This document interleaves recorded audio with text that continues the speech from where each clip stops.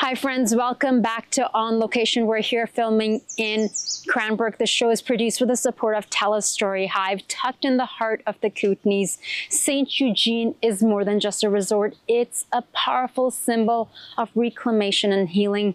Once the site of a residential school, the building now stands as a place of cultural education, community gathering and renewal, led by the Ktunaxa Nation. Today, the resort respectfully honors the past while creating space by learning, connection, and growth. I'm here to speak with the individuals who carry that vision forward through storytelling, tourism, and truth.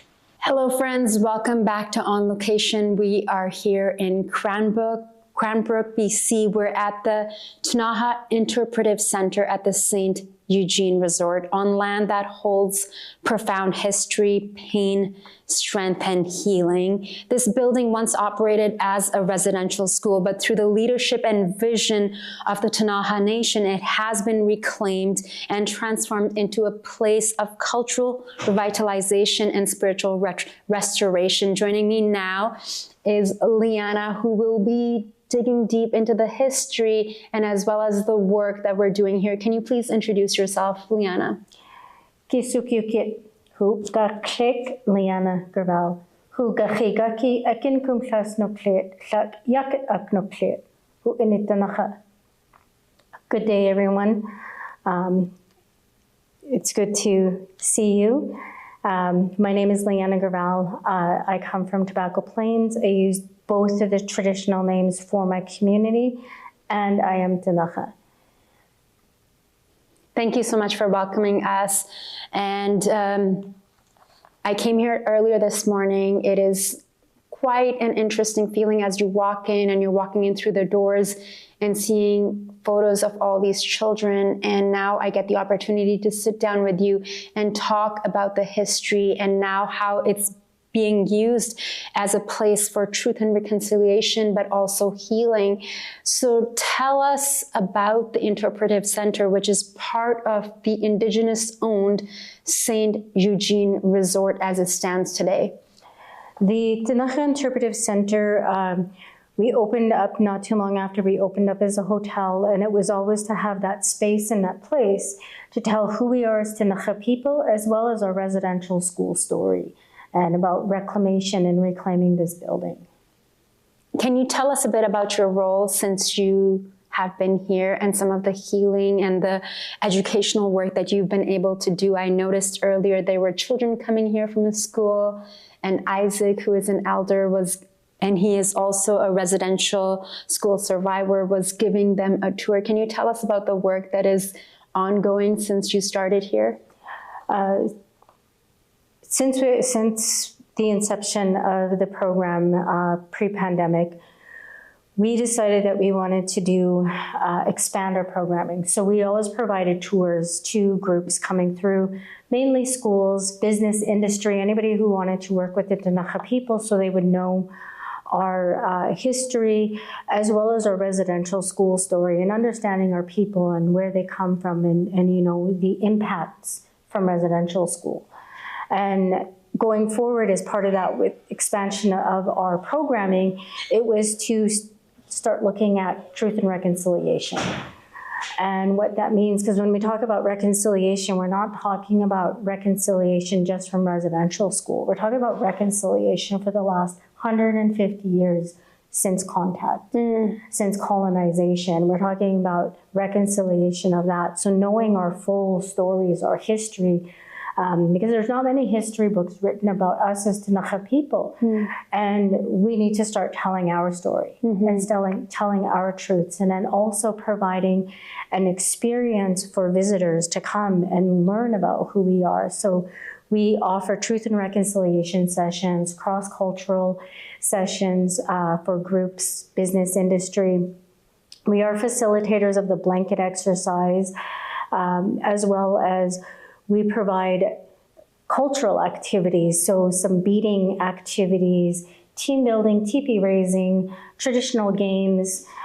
These are just a few of the things that we offer, and all of our programming is customizable to whatever group is coming in and what they want to learn, because some people know some, but to know that full history of everything that happened. Mm-hmm. So some of these exercises, would you say, take place here or outside on this property, or you can also go to them as well? We can do all three of those options. We can provide them here on site as well as outside, because that's where some of our activities have to take place, as well as we can travel to whatever group wants us to come in, whatever they're wanting. Mm-hmm. Now, before we dive deeper into the history of this place, of St. Eugene, I'd love to begin with you. Can you share a little bit about how your role and, this being a residential school, do you have family who were here, who came to the residential school when it was a residential school here? Both my parents went to school here. Both my parents had different experiences. My mom's was fairly decent. My father's not so much, and I only get the stories of them many times he ran away, how far he got when he ran away, who he ran away with, who brought him back when he ran away, but he never talked about the punishment he received when he came back.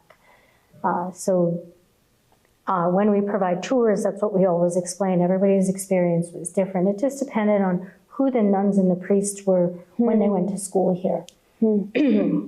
And that time period when they went to school here, because it changed from the beginning when it opened in 1912 to when it closed in 1970. So those different nuns and priests that came through, it changed and changed the children's experiences. Mm-hmm.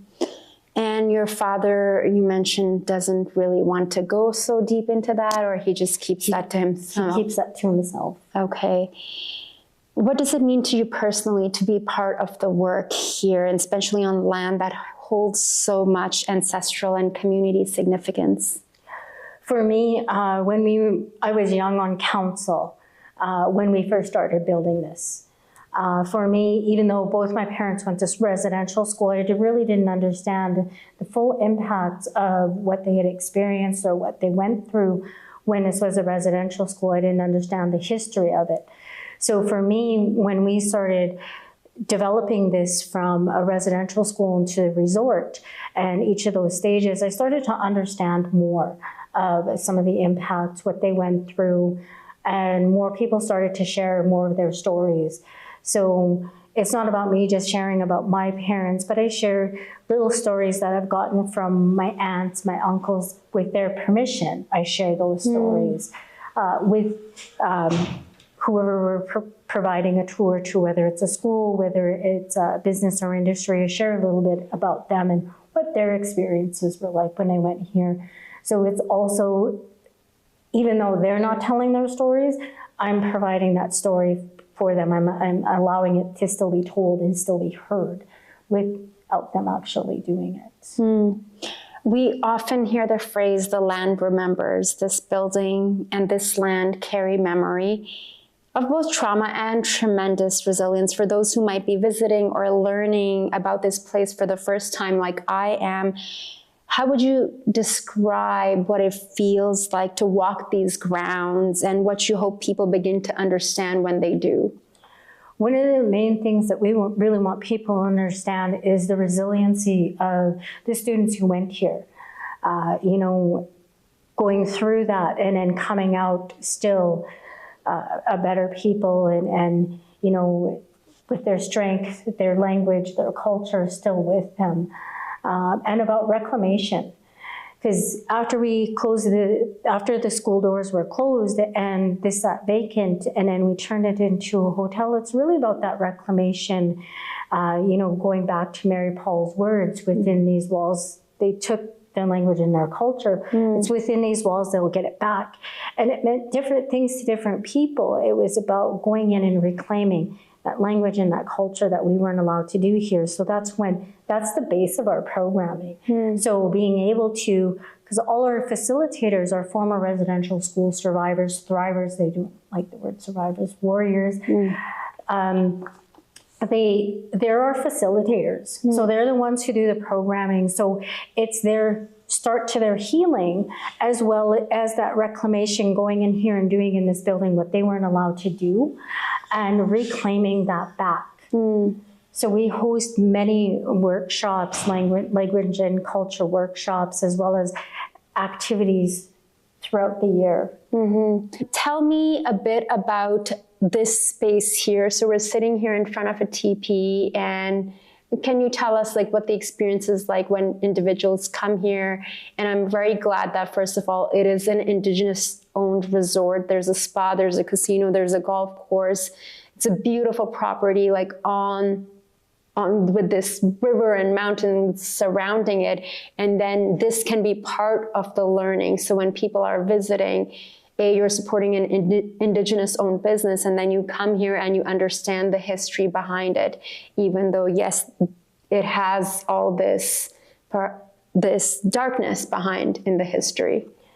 So when visitors come here, we start with our story of creation. So our story of creation would take many days to tell, because it not only tells of the creation of ⱡkamnin people, it tells of the creation of ⱡkamnin, all things. In our story of creation, there are two main characters.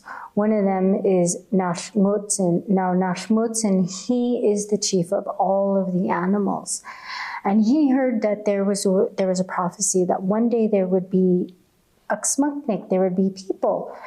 And so in preparation for that, he started to ask the animals, the plants, ⱡkamnin, all things, what they would be for when people came. And some of them stood up and they said, you know, when the people come, they can eat my meat. They can use my horns for tools, for weapons, my bones. They can use my hide for clothing. Just all these different things. So they started, and when they were being asked what they would be for when people came, they were also being given their names and their roles and responsibilities. And so that they could all live in a well-managed society.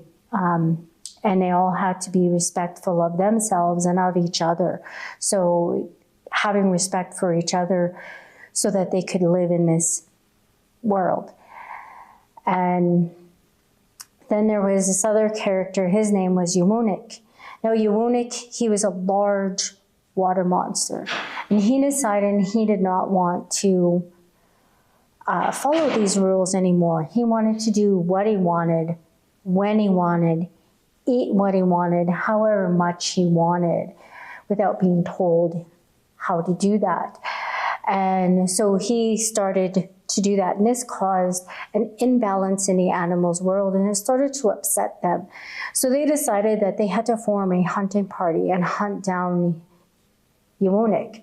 And while they were meeting to discuss how they were going to take care of Ktunaxa, there were these two little birds. They were playing in the water, and Ktunaxa came up and he ate them. And they were Ktunaxa's little sisters. And this enraged the animals. And so they formed the hunting party and went to go look for Ktunaxa. And they heard that he was up in the Columbia Lake. So when he was spotted, the animals went to go to where he was, and the chase was on. Now at this time, the Columbia and the Kootenay River were one waterway. And so they started on their way down here towards the community here. And on their way down, one of the animals that was part of the hunting party was Skincoots. Now Skincoots, he is our trickster. He is a coyote. And we learn what not to do from Skincoots. And when they were on their way down, Skincoots, he fell into the water and he needed to be rescued. And so he started yelling, "Samanashun, Samanashun, help me, help me." And all of a sudden he hears a small voice say, "Grab onto me." And he starts looking around and he sees this green reed reaching over. And so he grabs onto that reed and it pulls him to safety. And this reed, we call it wassa. And it sounds very similar to a community up the way called Wassa. And so after Wassa rescued Skincoots, he told Wesa, I am going to make you pretty. I'm going to make you different than the other plants. And he painted black and white rings on Wesa, so he was different. So while Skinkoots gets a bad rap for doing stupid things, he also did some good for us. So he ensured, like he gave Wesa its stripes. He also made sure that we all had tlawiyah, our huckleberries, and our skomo berries. He made sure that we all had those as well. So there is some good and bad that Skinkoots did for us. So after Skinkoots was rescued, the hunting party continued on its way down, chasing after Yumunik. And then it came on down here towards and then it went on down towards Ktunaxa and past Kachach Turtle and over to Akswak Libby, and then it continued over to Ⱡkamnin, and then up towards Yakinuki, over and around towards Junwakinmitskakas, and over to Aknukluk near Golden, over towards Giaknukliat, and then back towards past Akisknuk, and then back into the Columbia Lake. And this completed the circle, the cycle. And just when they think they would have Yumuna cornered, he would escape into a different part of the waterway. And there was a wise one, his name was Gikum. And Gikum was sitting on a riverbank, and he was watching this as they would go by. He would watch Yumunik swim by, and then he'd watch the hunting party go running after him. And then again, watch Yumunik swim by and the hunting party go after him. And he finally stops Nalmutsen and he says, "You're wasting your time. Why not use your size and your strength?" Because Nalmutsen, he was a giant, and he was so tall, if he stood up, his head would touch the ceiling of the sky. So he tells him, why not use your size and your strength, and with one sweep of your arm, block the river from flowing into the lake. And Nalmutsen, he thought about this, and so the next time Yumunik swam into the Columbia Lake, Nalmutsen blocked him from escaping, and they had him cornered. And then it had to be decided who would have the honor, who would get to kill Yumunik, and that honor was given to Yamakpat, because as I said, the last two that he'd eaten was his little sisters. So Yamakpat killed Yumunik and then butchered him and distributed all his meat to all of the animals. And this is something that our youth still do today when they have their first kill. They give the meat away. They don't take any for themselves. They give it to the elders and those in need. And at what age do they do that? Depending on whenever they go for their first hunt, and so it can range anywhere from 8 all the way even into adults. It just depends on when they have their first hunt. And then they distribute all that meat to the people versus themselves.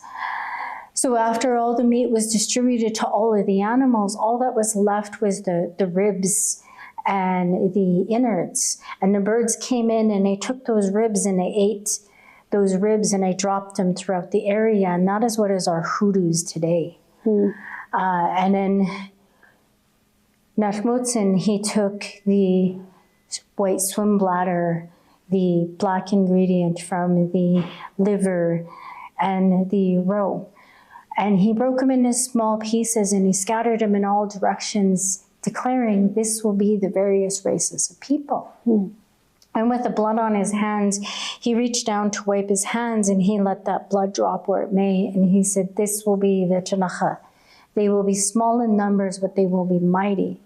Now Nalmutsen, he realized he had created Aksmaknik, he had created people. He had fulfilled the prophecy, and in all his excitement, he jumped up and he stood up and he hit his head on the ceiling of the sky, knocking himself dead. His feet go up towards Yashiki in the Yellowhead Pass, and his head is all the way down in Yellowstone National Park, and his body forms the Rocky Mountains. So what you may know as the Rocky Mountains, we call Nakhmutsin. Nakhmutsin. Yeah. And so after that, the animals went above and they became the spirit keepers of the people. And then the people were given rules and laws and covenants that they had to abide by, not to take more than what they needed, so that they could all live in a well-balanced world, how to look after each other, respect each other. And these are our aknamustiches, our laws and covenants that were provided to us, so that we could all live in this well-balanced world together. And that's our creation story. Thank you for sharing that. Our collective creation story is a combination of all of our creation stories in each of our 4 Ktunaxa and our 2 Ktunaxa communities in the States. And so the impacts of the borders. So after we tell our story of creation, we bring you through the Interpretive Centre and kind of give you a little bit of a brief introduction to our 14,000 plus year history. So how we lived before contact and then into contact, the items that we have here, some of them are very old and things that were used many years ago.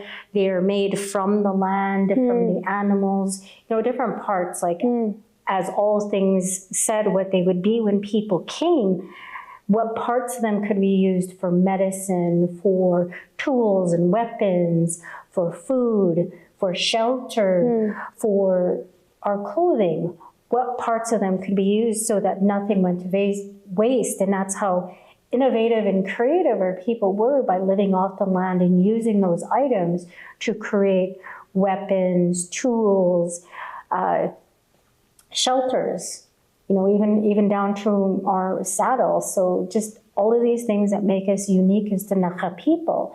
So, making of our yaksumir, our canoe, our sturgeon nose canoe, it's fashioned after the sturgeon nose fish. And how that's made. The teepee behind us, this is our tule teepee, or our danash teepee, or cattail teepee. And this here, how we used from the land those cattails, this is mainly used by our Lower Kootenay communities. But, these are our first mobile homes. We could pack them up and go and move from camp to camp. At this teepee, it was very warm in the winter, very cool in the summer. We also have a traditional high cover teepee as well. And it would take 8 to 10 elk hides to make that teepee for a family. So just all of these different things and how they use them. When visitors come to the Interpretive Centre, some with knowledge of residential schools, others with very little, perhaps if they're not Canadian, or what stories and what experience do you want them to have and take away from their visit? First and foremost, the main thing with coming into the Interpretive Centre is about education, because our stories aren't told enough in the greater public.